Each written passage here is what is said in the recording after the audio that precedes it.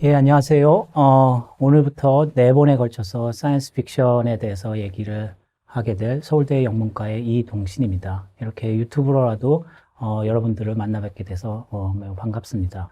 우선 강연을 시작하기 전에 이렇게 한 말씀 드리고 싶은 것은 사이언스 픽션이 최근에 이렇게 인기가 많지만 사실은 사이언스 픽션에 대해서 얘기하기는 되게 힘든 장르입니다. 왜냐하면은 사이언스 픽션이라는 게 어떤 특정한 국경이나 아니면은 시대를 염두에 두고 이렇게 어떤 특정한 그런 어떤 영역이 있는 것도 아니고, 이런 얘기를 할 때 제가 그렇게 4번에 걸쳐서 얘기를 하지만 제가 얘기하는 소재나 아니면 작품이나 주제 같은 것들이 사이언스 픽션 전반의 아주 일부라고 생각해 주시면 좋겠고요.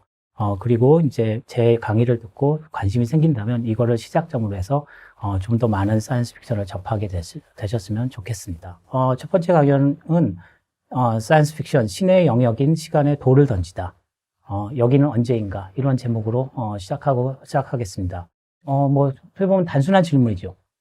그냥 시간을 물어보는 질문이지만, 사이언스 픽션에서는 그렇지 않습니다. 이렇게 눈만 딱 뜨고, 이렇게 다시 감고 뜨고 감고 뜨고 하면 계속 시간이 변하는 그런 가변적인 그런 어떤 세상에서 살고 있기 때문에, 여기라는 말 자체가 그냥 한 순간을 얘기하는 게 아니라 계속해서 변하는 그런 어떤 시간을 얘기하게 됩니다. 그렇지만 사이언스 픽션은 시간 여행이 가능하기 때문에 엄청나게 많은 연도나 엄청나게 적은 연도로 여행을 할 수 있게 됩니다. 예를 들면 80만 2701년 이런 시간대로 이렇게 갑자기 떠날 수도 있고, 그래서 아니면은 0년 이렇게 떠날 수도 있고, 그래서 연도라는 답을 할 때 그 연도 자체가 되게 우리에게 압도감을 줄 수 있는 그런 가능성도 있습니다.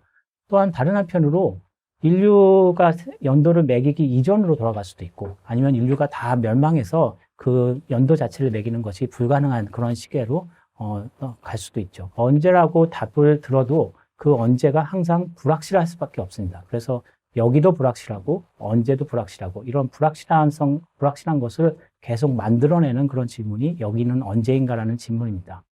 그런데 이제 이 질문을 던지는 이유를 생각해 보면 단순히 지금 여기가 언제지? 라는 정보를 얻기 위한 질문은 아닙니다.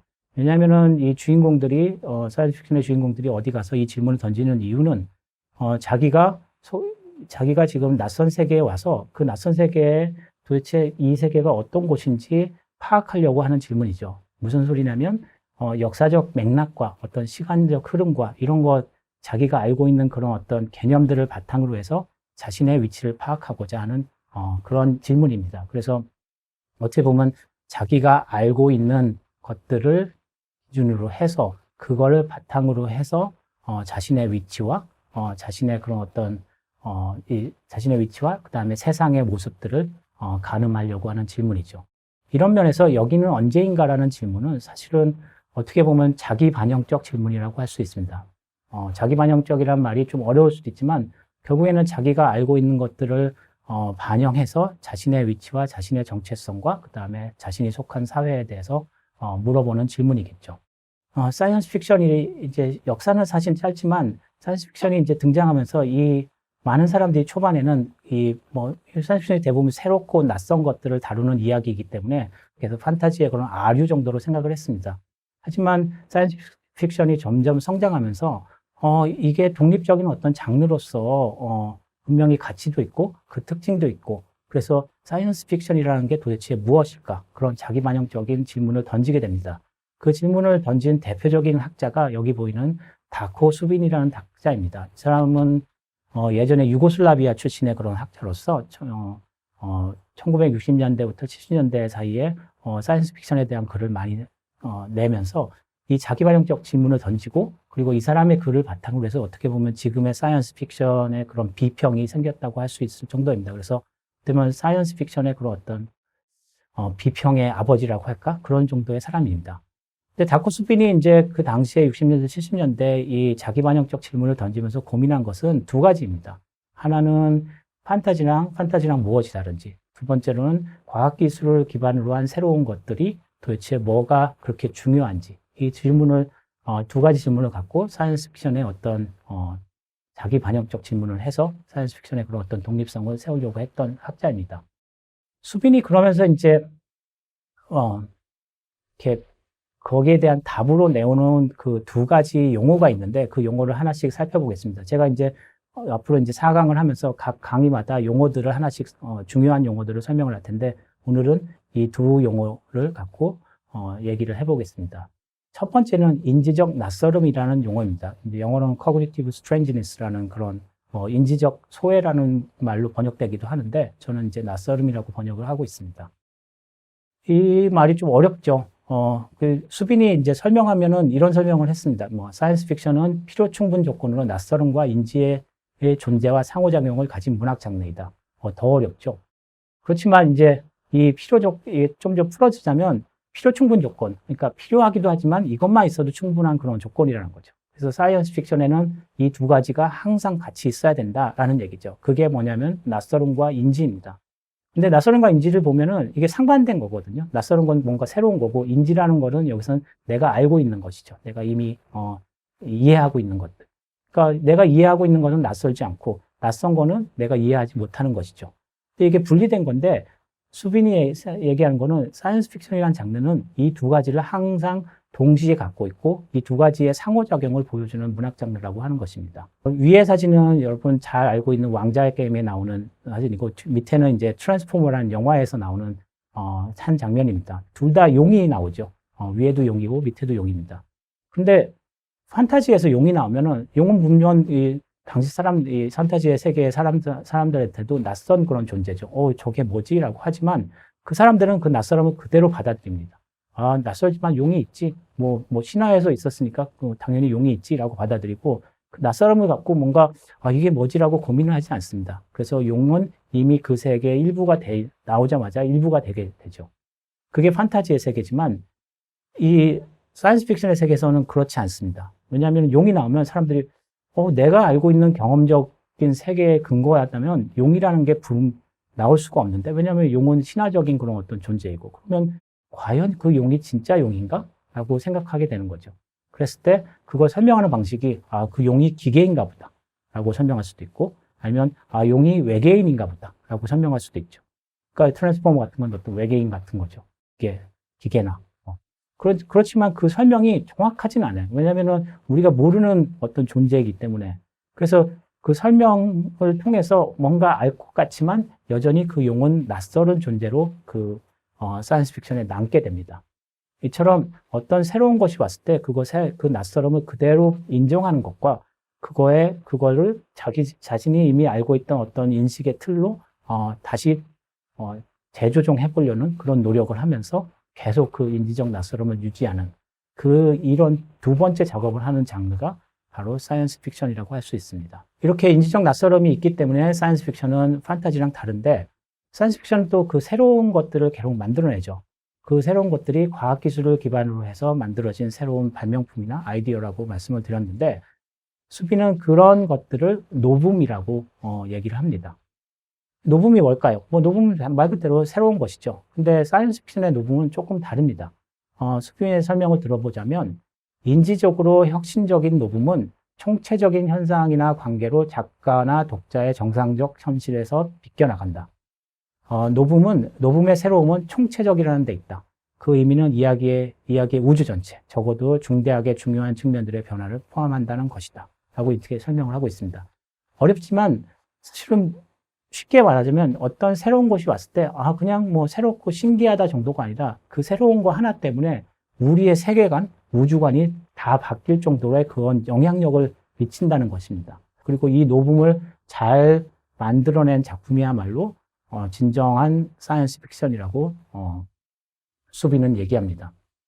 한 예를 들어서 이제 설명을 하자면은 여기 사진을 보시면은 영화를 보신 분은 금방 이제 알아보실 것 같은데 Arrival이라는 그런 제목을 우리나라에서 상영했던 영화이고 그 이전에 이제 테드 착이라는 작가가 이제 당신 인생의 이야기라는 단편인데 그 사람이 쓴 작품인데 그걸 각색해서 만든 영화입니다. 영화에서 이제 외계인들이 등장하는데 외계인들이 이제 와서 지구를 정복하고 이런 것들이 아니라 어떻게 보면 소통을 하려고 합니다. 근데 문제는 외계인의 언어와 인간의 언어가 다르죠. 그래서 주인공인 루이스가 이제 언어학자인데 그래서 외계인과의 소통을 하려고 노력을 합니다.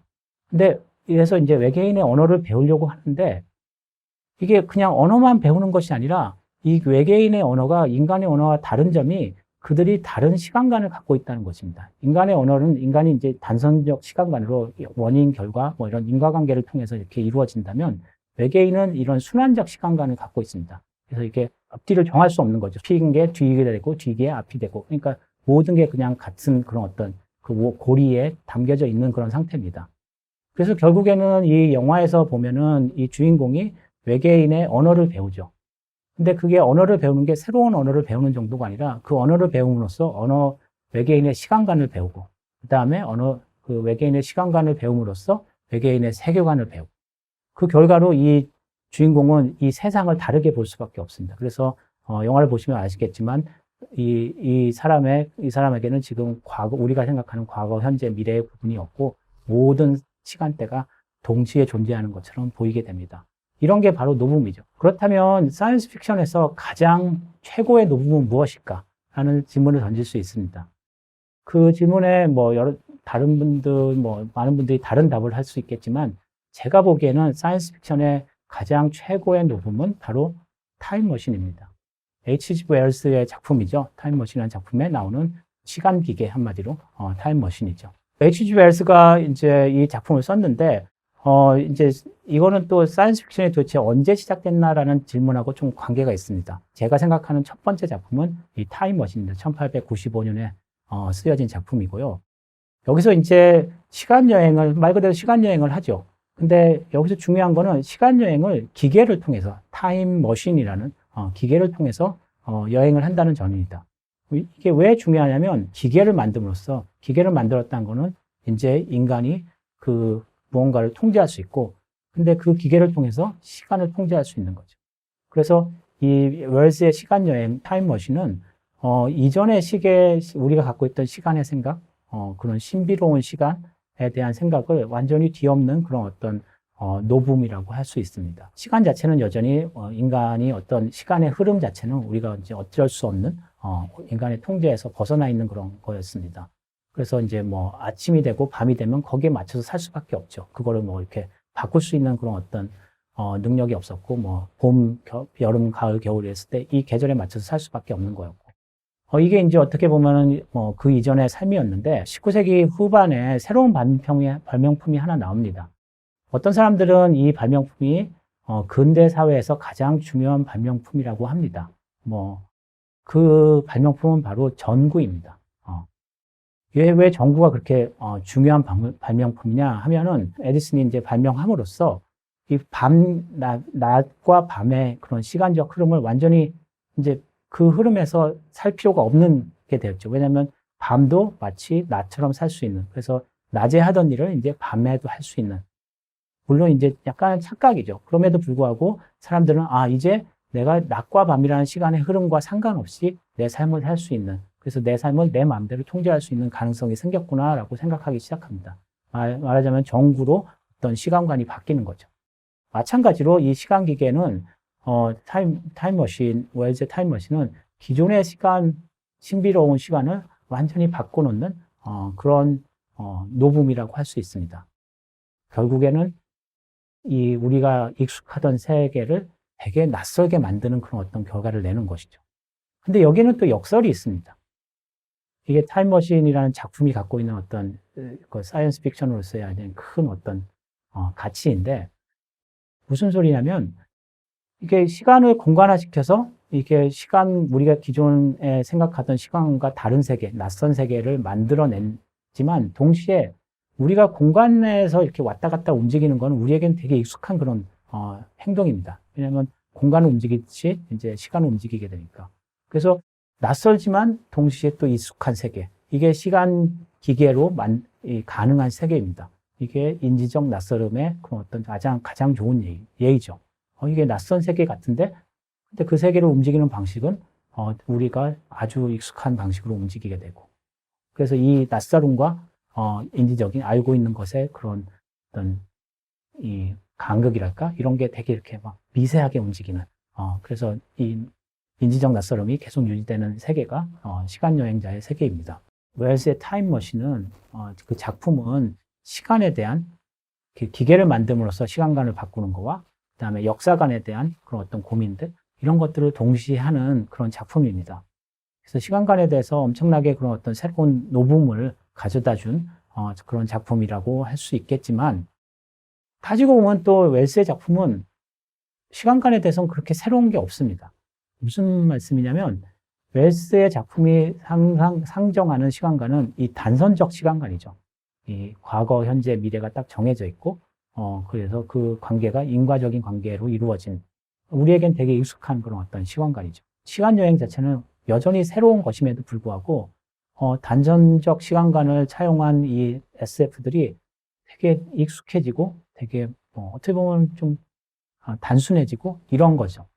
그래서 여기에서는 조금, 어떻게 보면 수빈의 입장에서 보면 단선적 시간관을 차용한 이 사이언스 픽션 같은 경우에는 인지적 낯설음이나 노붐을 제대로 활용하고 있지 않은 작품들이 점점점 늘어난다고 얘기할 수 있을 것 같습니다. 사이언스 픽션은 해서 시간은 엄청나게 중요한 질문이고, 그리고 어떻게 보면 시간을 어떻게 다루냐, 시간이라는 소재를 어떻게 다루냐, 주제를 다루냐가 사이언스 픽션의 어떤 어떤 수준을 판명하는 그런 기준입니다. 그래서 여러분이 어떤 작품을 읽을 때, 이 작품이 시간관을 어떻게 다루고, 또 시간관을 어떻게 바꾸고, 그걸 통해서 세계를 정말 낯설게 만들고 있는지, 아닌지, 그렇게 한번 찾아보시면서 작품을 읽으면 좋을 것 같습니다.